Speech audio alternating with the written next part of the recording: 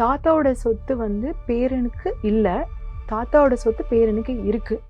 இல்ல புரியல. தாத்தாவே சம்பாரிச்சிருக்காங்க அப்படின்னா அதை வந்து அப்பாவுக்கு கொடுக்கலாம், அப்பா மகனுக்கு கொடுக்கலாம். இந்த பங்காளிகள் சொத்து அப்படின்னு பார்த்தீங்கன்னா 4 தலைமுறையா சம்பாரிச்ச சொத்து வரும். நம்ம தாத்தா சுயமா சம்பாரிச்ச சொத்து வந்து தாராளமாக பேரனுக்கு வரும், அது அவர் விருப்பப்பட்டா.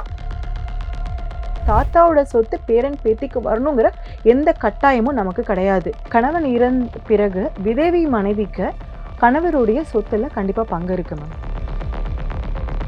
கணவர் உயிரோடு இருக்கும்போது அவங்க டிவோர்ஸ் வாங்கியிருந்தாங்கன்னா அப்போ மட்டும் இவங்களால அந்த சொத்துல வந்து உரிமை கோர முடியாது. அவங்க ஒரு பொசிஷன் வச்சு அதை பாதுகாக்கிறாங்க அப்படிங்கிற ஒரு காரணத்தினால மட்டுமே இவரால் சொத்துல வந்து உரிமை கொண்டாட முடியாது. இவங்களுடைய நாலேஜுக்கு வராம தானம் கொடுத்துருந்தாங்க அப்படின்னா தானம் கொடுத்ததை நம்மளால திருப்பி வாங்க முடியாது.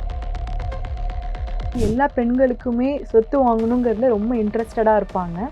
நிறையா கவர்மெண்ட்டாக இருக்கட்டும், மாநில அரசாக இருக்கட்டும், மத்திய அரசாக இருக்கட்டும் நிறைய சலுகைகள் கொடுக்குறாங்க. ஸ்ரீனிவாசா டூர் நடத்தும் ஆன்மீக சுற்றுலா தொடர்புக்கு 9384854560. Experience comfort, elegance, and a homely feel in our premium rooms. Perfect for spiritual trips, family stays, or business travel. Kumudam Snehithi நேயர்கள் அனைவருக்கும் வணக்கம். இன்னைக்கு நம்ம கூட லாயர் சிந்து வர்ணிகா ரமேஷ் அவங்க இணைஞ்சிருக்காங்க. ஸோ லீகல் அட்வைஸ் நிறைய அவங்க நமக்கு இன்னைக்கு தரப்போறாங்க. நிறைய கொஸ்டின்கள் அவங்க கிட்ட நம்ம கேட்டுடலாம். ஸோ கொஸ்டின்லாம் கேட்கறதுக்கு முன்னாடி நிகழ்ச்சிக்குள்ள அவங்கள நம்ம வெல்கம் பண்ணிக்கலாம். ஹாய் மேம், எப்படி மேம் இருக்கீங்க? Okay ma'am. மேம், இன்னொரு லேடி ஒருத்தங்க கேட்டிருக்காங்க, அவங்களுடைய ஹஸ்பண்டோட பூர்வீக சொத்து வந்துட்டு அவங்க பையனுக்கு வருமா அப்படின்னு கேட்டிருக்காங்க. இதுல என்ன விஷயம் அப்படின்னு பாத்தீங்கன்னா, அவங்க ஹஸ்பண்ட் வந்து இறந்துட்டார். ஸோ வந்து அவங்க இப்போ அவங்க ஹஸ்பண்ட் வீட்டில் இல்லாமல் அவங்க அம்மா வீட்டில் இருக்காங்க குழந்தையோட. இப்போ வந்து அவங்க அப்பாவோட சொத்து வந்து அந்த பையனுக்கு வருமா அப்படின்னு சொல்லி கேட்டிருக்காங்க மேம். அப்படி வரும் அப்படின்னா அதோட ப்ரொசீஜர் சொல்லிடுங்க மேம். கண்டிப்பாக மேம்.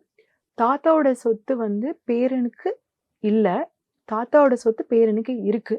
ஸோ எந்த வகையில தாத்தாவோட சொத்து பேரனுக்கு வரும், எந்த வகையில தாத்தாவோட சொத்து பேரனுக்கு வராதுன்னு பார்க்கலாம். Okay ma'am. சொத்தை வந்து 3 விதமா நம்ம பிரிச்சுக்கலாம். முதல்ல செல்ஃப் அக்வைர்டு ப்ராப்பர்ட்டி, சுய சம்பாத்தியம். தாத்தாவே சம்பாரிச்சிருக்காங்க அப்படின்னா அதை வந்து அப்பாவுக்கு கொடுக்கலாம், அப்பா மகனுக்கு கொடுக்கலாம். ஸோ இது வந்து சுய சம்பாத்தியம். இதை வந்து நம்ம வில் மூலியமாவோ இல்லை செட்டில்மெண்ட் டீட் மூலியமாவோ நம்ம எழுதி வைக்கலாம். நெக்ஸ்ட் பார்த்தீங்க அப்படின்னா ஆன்செஸ்ட்ரல் ப்ராப்பர்ட்டி. ஆன்செஸ்ட்ரல் ப்ராப்பர்ட்டினா 3 தலைமுறையிலேருந்து 4 தலைமுறை வரைக்கும் அந்த சொத்து வந்துட்டு இருக்கும். அந்த மூலியமாகவும் நம்மளுடைய சொத்தை வந்து தாராளமாக பேரனுக்கு வரும். இன்னொன்று இருக்கு, கோபாசனர் ப்ராப்பர்ட்டின்னு சொல்லுவோம். அதை பார்த்தீங்கன்னா பங்காளிகள் சொத்து இல்லை கூட்டாட்சி சொத்து அப்படின்னு சொல்லுவோம். பங்காளிகள் சொத்து அப்படின்னு சொல்லுவோம். இந்த பங்காளிகள் சொத்து அப்படின்னு பார்த்தீங்கன்னா இதுவுமே 4 தலைமுறையாக வரும். இதுக்கும் ஆன்செஸ்ட்ரல் ப்ராப்பர்ட்டிக்கு என்ன வித்தியாசம்னு பார்த்தீங்கன்னா, ஆன்செஸ்ட்ரல் ப்ராப்பர்ட்டினா வழி வழியாக வர சொத்து மட்டும்தான். ஆனால் இந்த கோபாசனர் ப்ராப்பர்ட்டிங்கிறதுல ஆன்செஸ்ட்ரல் ப்ராப்பர்ட்டியில் வந்த வருமானம், அந்த வருமானத்தில் சம்பாதித்த சொத்துமே இந்த கோபாசனர் சொல்லக்கூடிய பங்காளிகள் சொத்து அப்படின்னு சொல்லுவோம். இந்த பங்காளிகள் சொத்து அப்படின்னு பார்த்தீங்கன்னா 4 தலைமுறையா சம்பாரிச்ச சொத்து வரும். அது மட்டும் இல்லாம இந்த 4 தலைமுறையா வந்த சொத்துல இருக்கக்கூடிய சம்பாத்தியத்தில் வாங்கிய சொத்து, அந்த சொத்துல நம்ம இப்போ ஒரு புது சொத்து கூட வாங்கியிருப்போம். இந்த சொத்தெல்லாம் கூட கோபாசனல் ப்ராப்பர்ட்டியில நமக்கு சேர்ந்துரும். இதுதான் ஆன்செஸ்ட்ரல் ப்ராப்பர்ட்டிக்கும் கோபாசனல் ப்ராப்பர்ட்டிக்கும் உள்ள வித்தியாசம் மேம். ஸோ நம்ம தாத்தா சுயமா சம்பாரிச்ச சொத்து வந்து தாராளமாக பேரனுக்கு வரும், அது அவர் விருப்பப்பட்டா. வில் எழுதுனா டீட் எழுதுனா அவர் யாருக்கு வேணாலும் அதை எழுதி வைக்கலாம். ஸோ தாத்தா, அதனால தாத்தாவோட சொத்து பேரன் பேத்திக்கு வரணுங்கிற எந்த கட்டாயமும் நமக்கு கிடையாது. இதுவே தாத்தாவுடைய கொல்லு தாத்தா, நம்ம பாட்டன் பூட்டன்னு சொல்லுவோம்ல, அந்த மாதிரி பாட்டன் பூட்டன் சம்பாரிச்ச சொத்துங்கிறது வந்து நமக்கு கோபாசனர் ஆன்செஸ்ட்ரல் ப்ராப்பர்ட்டியா வருது. அந்த ப்ராப்பர்ட்டி வந்து நமக்கு தாராளமாக பேரனுக்கு பேத்திக்கு உரிமை அதில் பிறக்கும் போதே நமக்கு இருக்கு மேம். Okay ma'am. மேம், இப்போ எனக்கு ஒரு கொஸ்டின் என்னன்னு பார்த்தீங்கன்னா, இப்போ வந்து அந்த ஒய்ஃபோட பையன் இருக்கிறதுனால மேபி அவங்க விருப்பப்பட்டா அவருக்கு வந்து அந்த சொத்து கிடைக்கும் அப்படின்னு நீங்க சொல்லியிருக்கீங்க. ஒருவேளை அந்த ஒய்ஃபுக்கு வந்து குழந்தைங்க எதுவுமே இல்லாம இருந்து, ஸோ இப்போ எண்ட் ஆஃப் த டே அவங்களும் இப்போ வந்து தனியாக தான் இருக்காங்க, ஹஸ்பண்ட் இறந்துட்டார்ல. ஸோ அப்படி இருக்கும்போது அவங்களுக்கு வந்து அவங்க தாத்தாவோட சொத்து வரதுக்கான வாய்ப்பு இருக்கா? இது ரொம்ப நல்ல கொஸ்டின் மேம். கணவன் இறந்த பிறகு விதவி மனைவிக்கு கணவருடைய சொத்துல கண்டிப்பா பங்கு இருக்கு மேம். கணவர் இறந்ததுக்கு அப்புறம் இவங்க மறுமணம் செய்து கொண்டாலும் கணவருடைய சொத்துல இவங்களுக்கு கண்டிப்பா பங்கு இருக்கு. எப்போ பங்கு வராதுன்னு பாத்தீங்கன்னா, கணவர் உயிரோட இருக்கும்போது அவங்க டிவோர்ஸ் வாங்கியிருந்தாங்கன்னா, அப்போ மட்டும் இவங்களால அந்த சொத்துல வந்து உரிமை கோர முடியாது. கணவர் இறந்ததுக்கு பின் கிளாஸ் 1 ஹையர்ஸ்ன்னு சொல்லக்கூடிய மனைவி, மகன், மகள் இவங்க எல்லாருமே வந்து சொத்துக்கு உரிமை உடையவர்கள் தான் மேம். இன்னொன்னு பாத்தீங்கன்னா, தாத்தா சொத்து பேரனுக்கு எப்போ வரும்னா, தாத்தாவுக்கு அப்புறம் அப்பா உயிரோட இருந்தாங்க அப்படின்னா அது பேரனுக்கு போகாது. அப்பா இறந்து விட்டார். நீங்க சொல்றதுல தாத்தாவோட சொத்துல அப்பா இறந்துட்டாங்க. அப்பா இறந்ததுனால பேரனுக்கு வருமான்னு கேக்குறீங்க. இது வந்து சரியான ஒரு கேள்வி. இந்த கேள்வி படியும் பாத்தீங்கன்னா, தாத்தா இறந்த பின் அப்பா இறந்ததுனால தாத்தாவோட சொத்து பேரனுக்கு கண்டிப்பாக போகும். Okay ma'am. அப்போ நான் கேட்டிருந்தேன் இல்லையா? ஒருவேளை அவங்களுக்கு குழந்தைங்க இல்லாம இருந்து இந்த சொத்து அவங்களுக்கு போகுமா அப்படின்னு நான் கேட்டிருந்தேன். ஸோ அந்த விதவை மனைவிக்கு வந்து அந்த சொத்து போகுமா அப்படின்னு கேட்டிருந்தேன். கண்டிப்பா மேம்.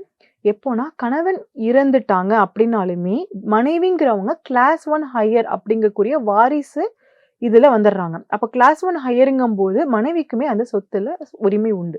Okay ma'am. ஆனா 2 பேருக்கும் சேம் ப்ரொசீஜர் தான். ஸோ வந்து லீகல் படி பார்த்தீங்கன்னா, 2 பேருக்கும் சேம் ப்ரொசீஜர் தான் இருக்கும் அப்படின்னு ஆமா சொல்லிட்டு. மேம். கிளாஸ் 1 ஹையர்னா அந்த ஹையர் படி சமமாக பிரித்து கொடுக்கப்படும் மேம். Okay ma'am. ஸோ இதோட கிளை கேள்வி மாதிரி இன்னொரு கேள்வி கேட்டுறேன்.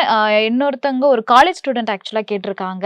ஸோ அவங்களுக்கு என்ன டவுட் அப்படின்னு பார்த்தீங்கன்னா, அவங்க அப்பா வந்து பூர்வீக சொத்த வந்து 10 இயர்ஸா அவரு தான் வந்து ரென்ட் பண்ணிட்டு வந்துட்டு இருக்காரு, மேனேஜ் பண்ணிட்டு இருக்காரு. அதுக்கு டாக்ஸ் அவரு தான் வந்து கட்டிட்டு இருக்காரு. இன்னும் வந்து அவர் பேர்ல வந்து அந்த சொத்து அவங்க அப்பா பேர்ல இன்னும் மாத்தல. இன்கேஸ் அந்த அவரோட தாத்தா வந்து இறந்துட்டாங்க அப்படின்னா, அந்த தாத்தா பேர்ல இருக்க சொத்து தான் அவர் மேனேஜ் பண்ணிட்டு இருக்காரு. மேபி ஃபியூச்சர்ல வந்து அவர் இறந்துட்டாரு அப்படின்னா வந்து இந்த சொத்து முழுக்க அவருக்கே மெயின்டைன் பண்ண அவருக்கே போகுமா அப்படின்னு கேட்டிருக்காங்க. இங்க இன்னொரு விஷயம் என்னன்னு பார்த்தீங்கன்னா, அவரு கூட பிறந்தவங்க மொத்தம் 5 பேர் இருக்காங்க. தாத்தாவோட சொத்த வந்து அப்பா வந்து பராமரிக்கிறார். அவங்களுக்கு 5 பேரு சகோதரர்கள், சகோதரிகள் அப்படின்னு வச்சுக்கிட்டீங்கன்னா, அவங்க ஒரு பொசிஷன் வச்சு அத பாதுகாக்குறாங்க அப்படிங்கிற ஒரு காரணத்தினால மட்டுமே இவரால சொத்துல வந்து உரிமை கொண்டாட முடியாது. இவருக்கு அந்த சொத்து வேணும் அப்படின்னு பாத்தீங்கன்னா, இந்த விடுதலை பத்திரம், இந்த மத்த சகோதர சகோதரிகள் விடுதலை பத்திரம் இவர் பேருக்கு எழுதி கொடுக்கணும். 1. இல்ல அப்படின்னா இந்த சகோதர சகோதரிகள் பாகப் பிரிவினை வந்து பண்ணணும்.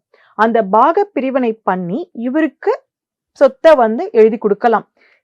இதன் மூலியமா மட்டும்தான் தகப்பனார் ஆகிய அந்த தாத்தாவின் பையனுக்கு வந்து சொத்து போகுமே தவிர, இந்த 5 பேருமே ஒத்துக்கல அப்படின்னு பாத்தீங்கன்னா, அவங்க வந்து கண்டிப்பா கோர்ட்டுக்கு போய் தான் ரெமெடி எடுத்துக்கணும்.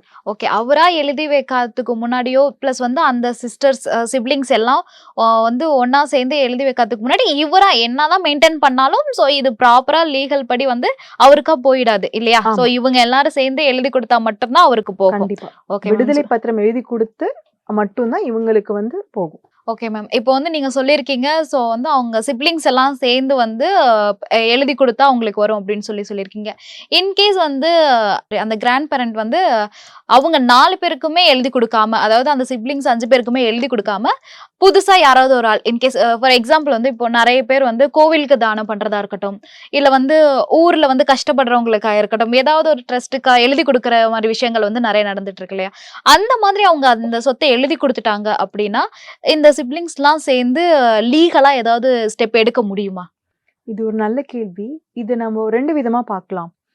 இப்போ அந்த தாத்தாவோட சொத்து தகப்பனாருக்கு அந்த தாத்தாவே வில் எழுதி உயிர் எழுதி வச்சிருந்தாலோ, இல்ல செட்டில்மெண்ட் டீட் எழுதி வச்சிருந்தாலோ, தகப்பனார் இவங்க டைரக்டாவே ஓனர் ஆயிடுவாங்க. இந்த 5 பேருக்குமே உள்ள வர முடியாது. ஏன்னா அவர் வந்து டைரக்டாவே வில் எழுதி வச்சுட்டாங்க. இல்ல இந்த 5 பேரும் இல்லாம இவங்க கோயிலுக்கு தானம் கொடுத்திருந்தாங்க, இவங்களுடைய நாலேஜுக்கு வராம தானம் கொடுத்திருந்தாங்க அப்படின்னா, தானம் கொடுத்ததை நம்மளால திருப்பி வாங்க முடியாது. ஓகே. ஸோ வந்து சொத்து போனதுதான்.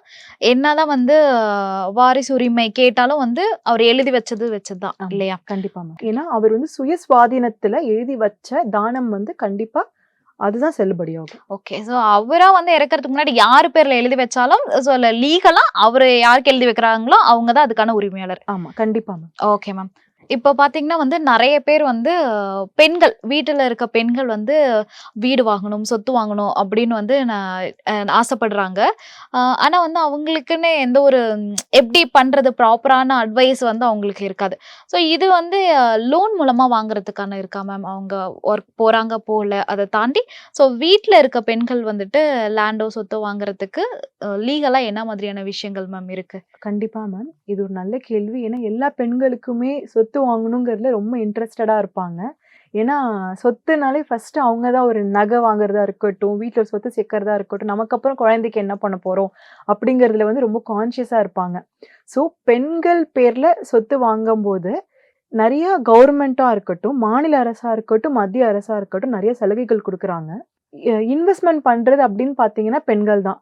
ஆண்கள் வந்து சம்பாரிச்சு பெண்கள் கையில குடுத்துருவாங்க. ஆனா, அத எப்படி பத்திரமா பாதுகாக்கணும், அடுத்த தலைமுறைக்கு அத எப்படி எடுத்துட்டு போணும் அப்படிங்கிற பங்களிப்புல வந்து முக்கியமா பங்களிக்கிறது வந்து நம்ம பெண்கள் தான் மேம். ரொம்பவே தேங்க்ஸ். மேம் நம்ம ரீடர்ஸ் கேட்ட கொஸ்டினுக்கும் சரி, நம்ம நிகழ்ச்சியில கேட்ட எல்லா கொஸ்டினுக்குமே ரொம்பவே ப்ராப்பரான அட்வைஸ் குடுத்துருக்கீங்க எங்களுக்கு. லீகலா வந்து எந்த மாதிரி வந்து ப்ராப்பர்ட்டி வாங்கணும், அதுக்கான என்னென்ன விஷயங்கள் இருக்கணும், ஸோ பெண்களுக்கு எந்த மாதிரியான ஸ்கீம் வந்து ஸ்டேட் கவர்மெண்ட், சென்ட்ரல் கவர்மெண்ட்லாம் குடுத்துருக்கு அப்படின்றத ரொம்பவே பிரீஃபா வந்து குடுத்தீங்க மேம். ரொம்பவே தேங்க்ஸ். ஸோ இதுக்கப்புறம் இன்னும் நெறைய நிகழ்ச்சியில வந்து லீகல் அட்வைஸ் வந்து நெறைய கண்டிப்பா கேட்போம். நீங்களும் தொடர்ந்து வந்து எங்களுக்கு நிகழ்ச்சிக்கு வந்து குடுக்கலாம் ma'am. Thank you. Thank you ma'am. Srinivasa tour நடத்தும் ஆன்மீக சுற்றுலா தொடர்புக்கு 9384854560. Experience comfort, elegance, and a homely feel in our premium rooms. Perfect for spiritual trips, family stays, or business travel,